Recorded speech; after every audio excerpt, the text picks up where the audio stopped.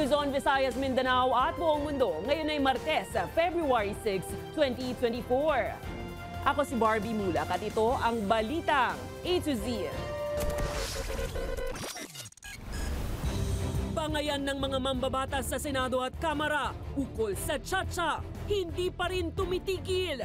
Pangulong Marcos dapat na raw mamagitan. Walang humpay na harassment ng mga Chinese Coast Guard sa ating mga mangisda. Kilos protesta sa harap ng Chinese Embassy. Pulis Makati at mga progresibong grupo nagkagirian. Ang nagkakagulo na po ay yung nabanggit ko na posibilidad na baka maaresto ang ating Pangulo Duterte.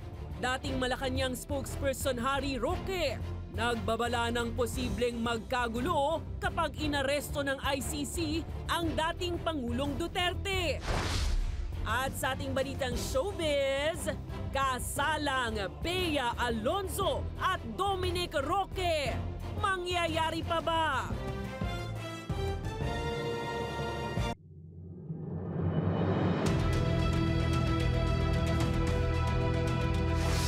Magandang gabi, pambungad sa ating newscast. Hindi pa rin tiwala ang ilang senador sa ilang miyembro ng Kamara sa usapin ng charter change, dahilan kaya tuloy pa rin ang bangayan ng mga mambabatas. Dahil dyan, nakialam na ang mga nagdaang pamunuan ng Kongreso upang maplansya ang gusot, ang payo ng mga former Senate President. Alamin sa Balitang A to Z ni Ian Maghanoy. Ilag pa ring umupo ang ilang miyembro ng Senado kasama ang Kamara upang mapag-usapan ang pag-amyenda ng 1987 Constitution, partikular ang joint venture na nais ng mababang kapulungan. Ang problema raw kasi kung mapag-usapan ng dalawang kapulungan ang tsa-tsa. Nauso itong mga loyalty, sa haba ng panahon na nasa politika po kami, ang alam ko, kapag nagkakaroon ng protestations of loyalty, may problema. Pero ang ilang miyembro ng Kamara, iginigiit pa rin ang tsa-tsa kahit na malinaw namang tutol ang Senado dito. Let's move forward. Let's talk about charter change. Let's help the country progress, move forward. All this talk about these agreements should be done in a professional manner. No? Wag yung name calling. That's just my appeal. No? Hindi naman tayo nakikipag-away, nakikipagbunuan. Giit pa ni Villafuerte, hindi naman lugi ang Senado laban sa Kamara kung sakaling maitulak ang joint venture. Fear ng mga senators pag jointly raw ay wala, outvoted sila. That's not true. They are national leaders. Karen, they are 24 senators. If one senator has 8 allies, that's 184 already plus 24. They have the majority. They have bailiwicks. Most senators have bailiwicks. Sa gitna ng bangayang ito, siniguro ng Senadong tuloy pa rin ang investigasyon sa irregularidad ng People's Initiative o PI. Katunayan, ipinatawag na ang isang attorney Anthony Abad na itinuturong nakipag-ugnayan kay House Speaker Martin Romualdez para mangalap ng pirma sa PI. Nakalista sila doon, ang klaro-klaro sa lahat ng mga tinex nila na sila ay COS or Office of the Speaker or House of Representatives employees. Hindi ko pa nga sinasampi na dahil nga gusto ko may manatili pang kortesiya kahit ina-abolish na ang Senado. Respect should be mutual. We're a co-equal branch. Dapat hindi kami tawagan or accused of things na niloko na ganyan. Mali po yun. Dahil sa mga problemang ito, nakialam na ang mga nagdaang liderato ng Senado. Ang payo ni former Senate President Franklin Drilon, i-practice ang interparliamentary courtesy nang sa gayon ay magampanan ng parehong kapulungan ang kanilang tungkulin. Ang interparliamentary courtesy ay ang tradisyon ng paggagalangan sa pagitan ng mga senador at mga kongresista. Sa ilalim ng tradisyong ito ay hindi pinapayagang manghimasok ang parehong kapulungan sa affairs ng isa't isa. Pero ang payong yan tila wa-epek sa ilang senador.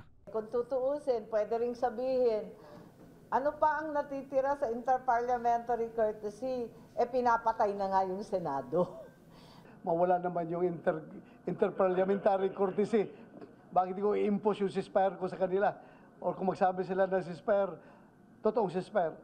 Basta sa amin lang. We really walk the talk.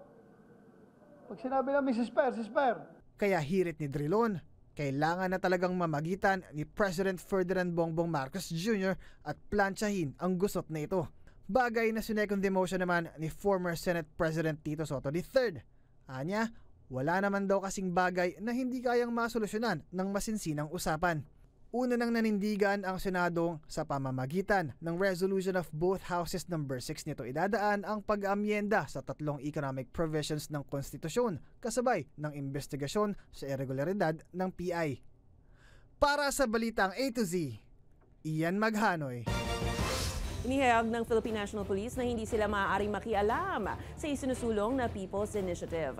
Ayon kay PNP Chief General Benjamin Acorda Jr., hindi ilegal ang pagsusulong ng People's Initiative hanggat walang nangyayaring panunuhol at paglabag sa batas. Linaw din ni Acorda na kinakailangan munang magpakita ng ebidensya bago panagutin ang mga umano'y nanunuhol kapalit ng pirma para isulong ang PI. As long as there is no coercion, bribery, and anything that is tantamount to violation of the law or to the intent of the Constitution, the PNP cannot come in. So hanggat wala pang evident na culpable offense committed, the PNP cannot come in as part of upholding the rule of law and of course protecting the Constitution.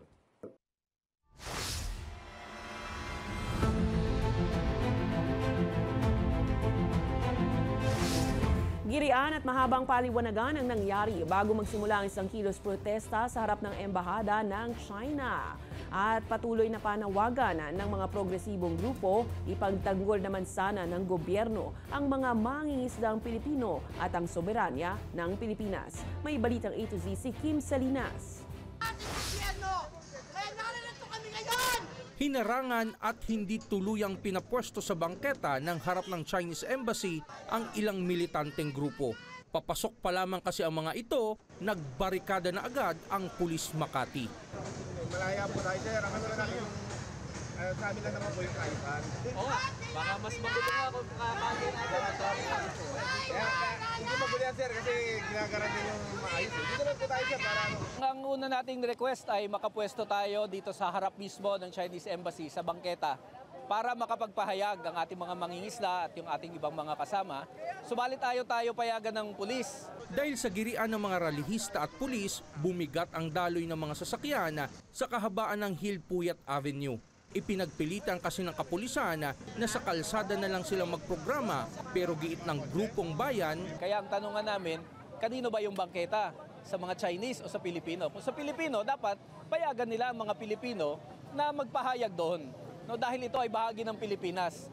No, pati ba naman ng bangketa, i-claim na rin ng mga Chinese. Hindi ho pwede yun. Ipapanawagan lamang kasi ng grupo ang panibagong insidente na naman ng pang-aapi ng Chinese Coast Guard sa mga mangingisdang Pilipino. Ang mariing pagkondena sa muli na namang matinding o illegal na pag-aristo ng mga Chinese Coast Guard sa ating mga mangingisda na kumuha lang ng shell doon sa Panatag Shoal or Scarborough Shoal ngayong January.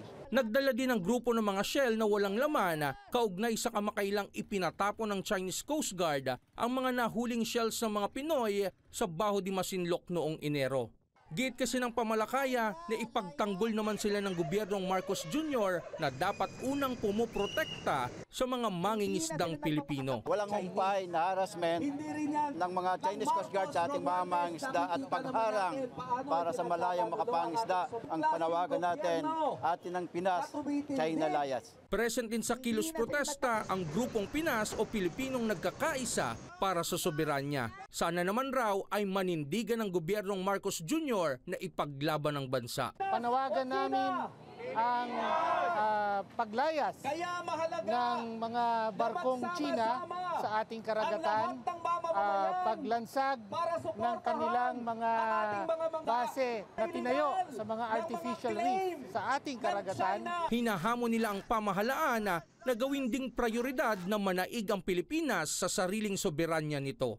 Samantala, magandang balita naman ang ibinahagi ng Armed Forces of the Philippines na walang nangyaring pangaharang at naging mapayapa ang ginawang rotation and resupply mission sa West Philippine Sea. It's not the first time that there was no interference, no illegal moves by the Maritime Militia, the Coast Guard, or the PLA Navy. So we have had activities in the past, RORI missions, that there was no interference at all. Umaasa naman ang AFP na magtutuloy-tuloy na ang magandang daloy ng RORI mission ng tropa sa West Philippine Sea. Para sa Balitang A to Z, Kim Salinas.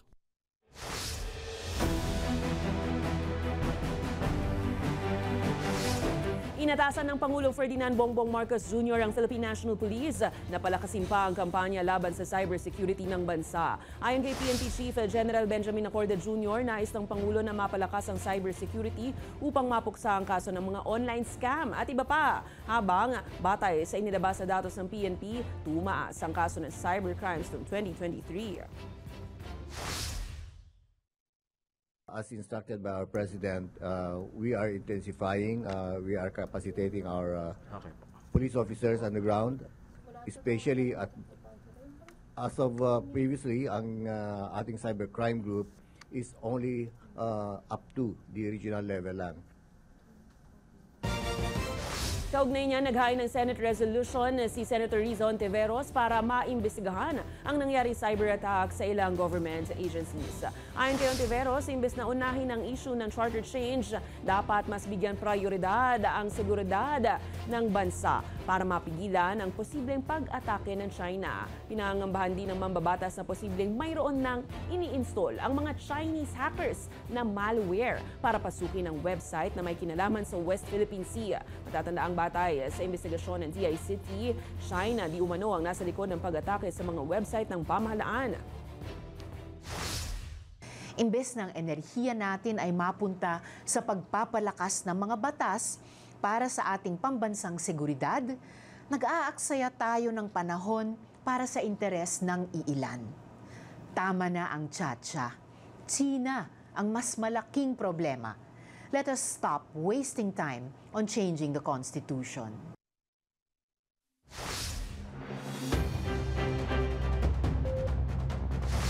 Sumadsad sa 2.8% ang naitalang inflation rate ng bansa nitong Enero, itinuturing na record low mula noong 2020. Pagamat hindi ito ramdam ng publiko, tiniyak ng pamahalaan na nakatutok naman ang gobyerno sa El Nino para hindi mapuruhan ng presyo ng mga bilihin. May Balitang A to Z, si Ace Cruz. 2.8%. Yan ang naitalang inflation rate ng bansa nitong January 2024, mas mababa sa naitala noong December 2023, lalo na nung kaparehong panahon noong nakaraang taon na 8.7% dahilan para ituring itong record low mula noong October 2020. Ayon sa Philippine Statistics Authority, bunsod ito ng mabagal na paggalaw ng presyo ng ilang pagkain, partikular sa gulay at ilang serbisyo. Ang nag-ambag ng malaki sa pagbaba ng inflation ng food and non-alcoholic beverages ay ang mas mabilis na pagbaba ng presyo ng vegetables, tubers, cooking bananas at iba pa na may negative 20.8% inflation, particular dito ang sibuyas. Ang presyo halimbawa ng sibuyas na nakaambag sa pagbagal inflation, umabot sa 80 hanggang 160 pesos ang presyo kada kilo, batay sa monitoring ng Department of Agriculture. Bumilis naman sa 22% ang rice inflation na ngayon, naglalaro sa 53 pesos hanggang 65 pesos kada kilo ang presyo ng lokal na bigas. Kaya't kung tatanungin ng publiko kung ramdam ito, hindi ko nga ramdam kasi pababa pataas ang nagpa-fluctuate kasi ang price. Sir, conforme doon sa bibilin mo kasi hindi naman po palaging may mga item na mahal, may mga item din po kumbaga 50-50 sir. Dahilan para mas lumaki pa raw ang inilalabas nilang budget sa arawang bilihin. Gayunman, una nang sinabi ng DA na nakatutok sila sa pagpapababa ng presyo ng ilang bilihin. Sa isda halimbawa, tinitingnan nito na isaayos ang Laguna de Bay para mapataas ang produksyon ng isda na kalauna hihila sa presyo nito. Nauna nang nakipagsundo ang Pilipinas sa Vietnam para sa pag-supply na hanggang 2 milyong tonelada ng bigas kada taon sa loob ng 5 taon. Bukod dito, sinabi ni NEDA Secretary Arsenio Balisacan na tututukan ng Committee on Inflation and Market Outlook ang presyo ng bigas at iba pa para makapagbigay ng angkop na rekomendasyon sa Pangulo para sa pagsisiguro ng abot kayang presyo. Handa rin ang NEDA na magpatupad ng stopgap measures para mapababa ang epekto ng El Nino sa iba't ibang agri-fishery product. Welcome naman sa Trade Department ang pagsadsad ng inflation na kung tutusin, tanda raw na gumaganda ang ekonomiya. Para sa Balitang A to Z, Ace Cruz. Susunod, Roque nagbabala na posibleng magkagulo sakaling maaresto ang dating Pangulong Duterte. At mamaya sa showbiz, usap-usapang hiwalayan ni Bea Alonzo at Dominic, confirmed na nga ba? Abangan ang ulat sa pagbabalik ng Balitang A to Z.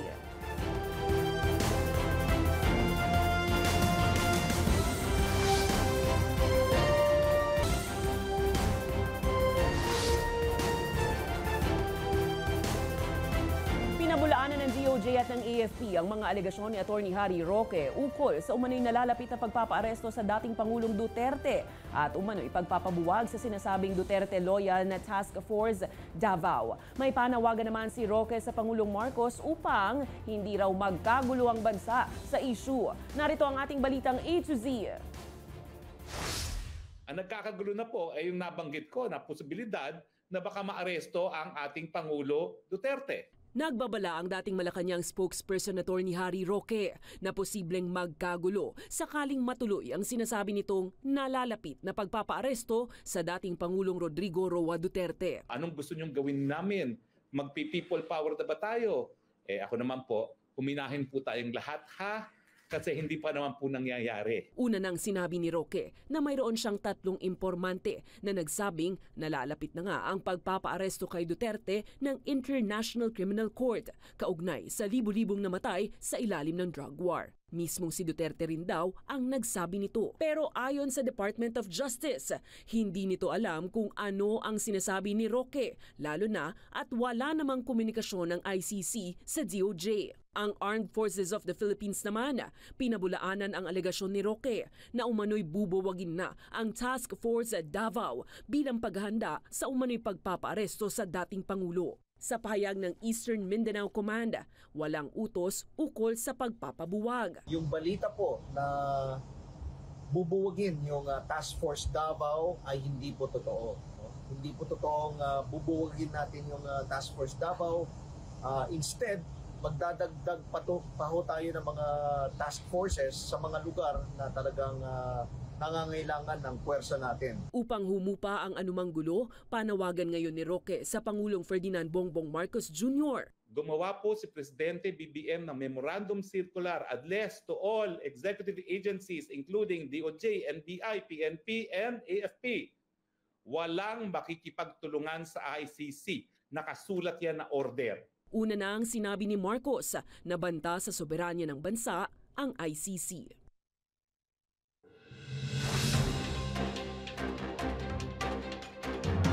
Magpapakalat ng tinatayang 1,500 na tauhan ng Manila Police District sa weekend para sa seguridad ng selebrasyon ng Chinese New Year.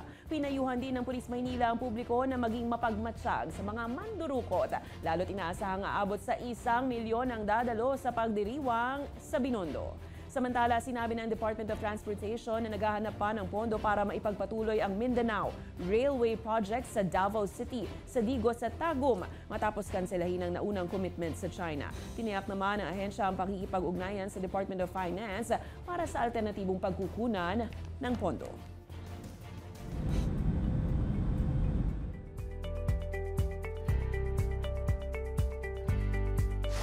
Inanunsyo ng Pangulong Ferdinand Marcos Jr. na sa wakas, mabibigyan na ng kabayaran ang mga overseas Filipino worker na nawalan ng trabaho sa Saudi Arabia noong 2015. Nagsimula na anya ang pagbabayad ng gobyerno ng Saudi sa insurance ng mga ito matapos ma-bankrupt ng pinagtatrabahuang kumpanya. Umusad ang pagbibigay ng compensation sa mga ito matapos tiyakin ni Saudi Crown Prince Mohammed bin Salman kay PBBM na isisettle ang mga unpaid claims ng mga higit 10,000 OFW na naapektuhan.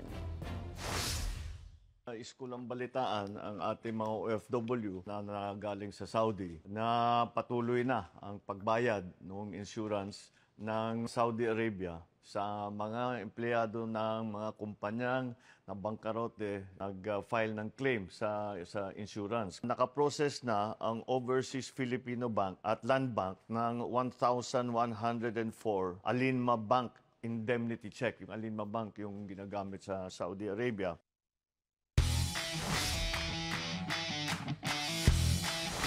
Pinatawan ng 100,000 pesos na multa ng Philippine Basketball Association si Magnolia forward Calvin Abueva. Ito'y bilang parusa sa mocking gesture kay San Miguel head coach George Gallant sa Game 2 ng PBA Commissioner's Cup Finals. Sinabi ng PBA na nagkaayos na raw ang dalawang panig nang magkausap ito ng personal. Pinaalalahanan naman ng dalawa na mas mabigat na parusa ang ipatpataw ng Basketball League. Oras na maulit ang insidente. Sa aming pagbabalik, hiwalayang Bea Alonzo at Dominic Roque, kumpirmado na. Kung bakit, alamin. Sa pagbabalik po yan ng Balitang A to Z.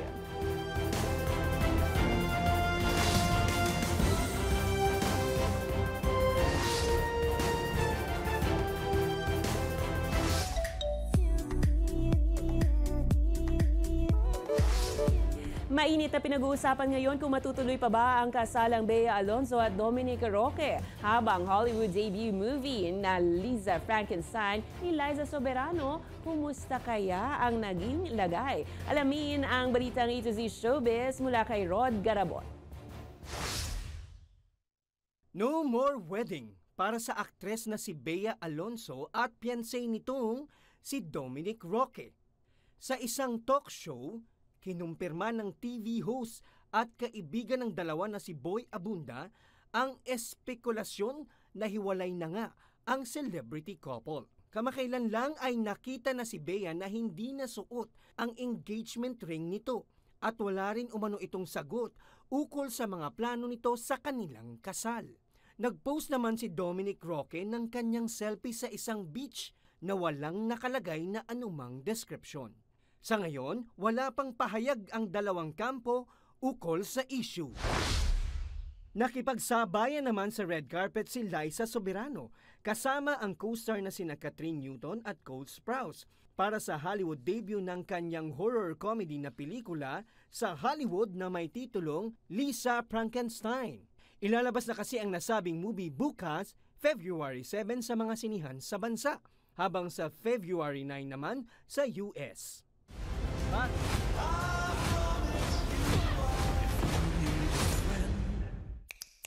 Are you hot for me?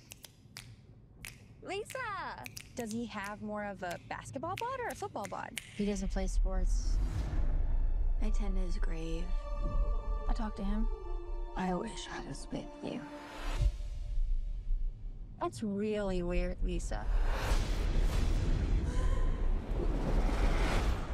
Para sa Balitang A to Z, Rod Garabon.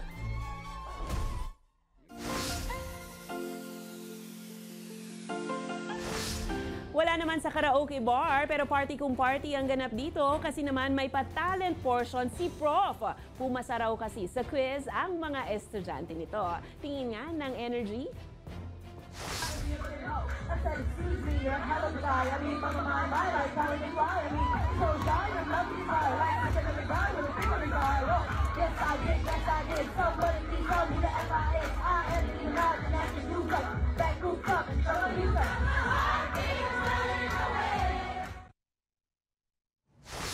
Kung kayo ay may kwentong kakaiba, mga kwento ng pag-ibig o storya ng inspirasyon at pag-asa, maaari nito ibahagi, sumali sa ating Facebook group na Balitang A to Z.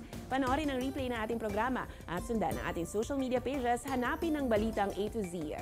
Ang ating pabaong quote of the night ay mula sa philosopher at educationist na si Syed Ahmed Khan. Ayon kay Khan, kailangan para sa pag-unlad ng isang bansa ang pakikipagkapatiran at pagkakaisa sa lipunan.